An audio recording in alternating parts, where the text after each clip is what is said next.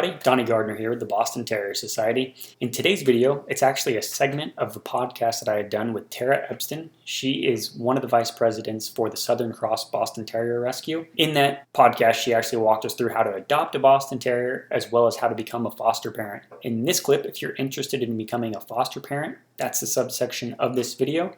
So without further ado, let's get in on how you can become a foster parent.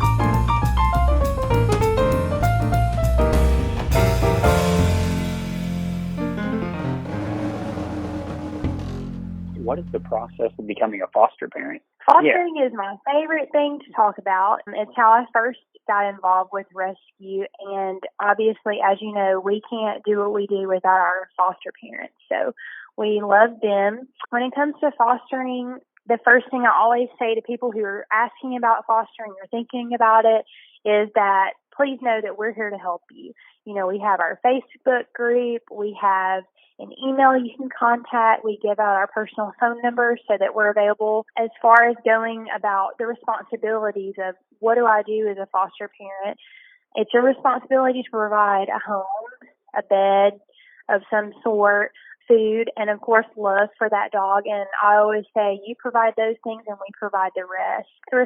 Other responsibilities for our foster parents would be taking the dog to vet visits, of course, which we always pay for, giving them any kind of medications that they may need, socializing them to new environments, trying to expose them to things that they may find in their new adoptive home, such as other dogs, cats, children maybe, different people, social settings. Now, all those may not work out for a dog, but as a foster parent, it's your responsibility to kind of try to expose them to those things just to find out what they're best suited for. So just in general, getting them ready for their new home. As a foster parent, on average, you may be keeping that dog for 4 to 6 weeks. That's our average foster time for our particular rescue. With that being said, you may end up keeping that dog for a few months. Or we have fosters that are interested in a forever foster home. They keep that dog for the rest of its life. Those are for dogs that have medical issues or maybe terminally ill, things that may make them undesirable for people to adopt. We give the foster parent information, sort of a step-by-step process for fostering. Hey, these are the things that you need to do as far as being in contact with us. And then, of course, like I said, we're always available for any kind of questions or things that they may run into. Now, as far as applying to adopt to be a foster parent, what that process involves is going to our website, which is southerncrossbtr.com, and you would fill out an application. It is very similar to our adoption application. You fill out the application, and with that, we're doing that to find out what your limits and your comfort level are as far as being a foster.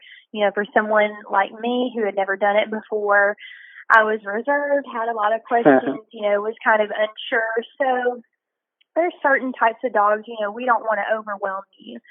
So that application process is just to find out what you may be comfortable with, what would be the best dog for us to start you out with. After the application comes getting vet references. So if you currently have a dog, we would check your current vet references, make sure those check out okay.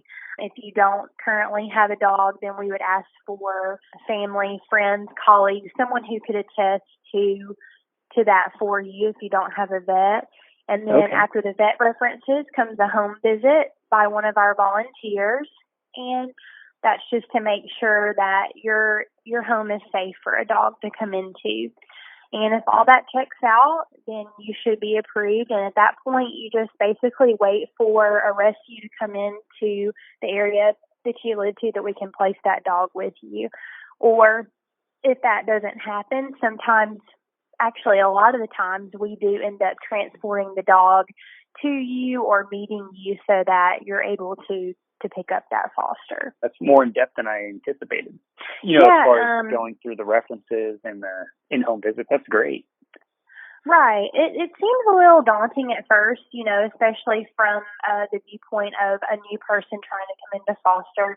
But the process on your end is really simple. You're just filling out the application and we're taking care of the rest. But of course, we just want to make sure that we're placing our fosters who may be vulnerable in the best environment possible for them. But I think the most important part of that is not necessarily, are you a perfect foster parent, but more so that we let you know we're available if you need to reach out or you have questions or you're unsure. We want you to ask about things. We want to help you grow and be the best foster parent that you can be. So I think that's the most important part. It's just letting them know that we're here when they need us. Right. Is there a particular, do you have an ideal candidate for a foster family? We are, almost open to anyone because, we have all types of different adoptive parents. We have senior citizens that want to adopt a dog, that may not have young children in the home. We have younger people who do have young children in the home. We have single moms that want to adopt a dog. Also, just people who aren't married and maybe living alone. So we have a wide variety of adopters. So, of course, we want a variety of foster homes as well. So there's no ideal foster parent that we're looking for. We just want somebody that's able to provide those things that I talked about before. Most of our fosters are just normal people like you and I that love Boston Terriers and just want to help out. All right. Well, Tara, thank you so much for being on the podcast and everything. I really appreciate your time. Thank you so much for the opportunity. Thank you so much for listening to today's video. If you want the full episode, be sure to check out the show notes below. The full podcast interview is there, as well as the YouTube video. If you want to learn more about Boston Terriers, be sure to click subscribe. And we come out with new videos all the time discussing Boston Terriers and what it's like raising them. So thanks and have a great day. Bye.